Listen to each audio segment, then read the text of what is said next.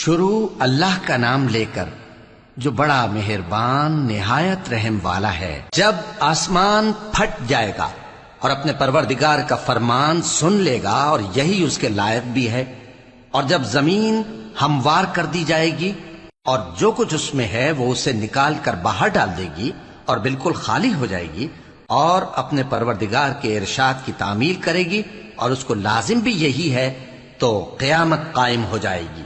اے انسان، تو اپنے پروردگار کی طرف پہنچنے تک خوب تکلیف اٹھاتا ہے، پھر تو اس سے جا ملے گا۔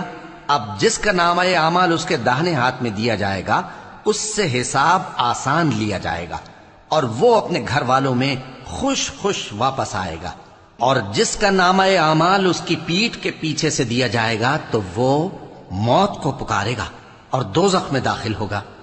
وہ اپنے اہل و عیال ہی میں مگن رہتا تھا، وہ تو خیال کرتا تھا کہ اللہ کی طرف لوٹ کر نہ جائے گا، کیوں نہیں؟ اس کا پروردگار تو اس کو دیکھ رہا تھا۔ سو میں شام کی سرخی کی قسم کھاتا ہوں اور رات کی اور جن چیزوں کو وہ اکٹھا کر لیتی ہے ان کی، اور چاند کی جب وہ پورا ہو جائے کہ تم لوگ درجہ بدرجہ ضرور چڑھو گے۔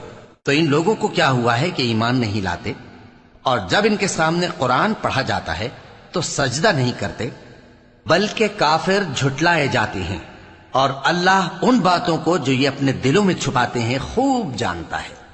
تو ان کو دکھ دینے والے عذاب کی خبر سنا دو۔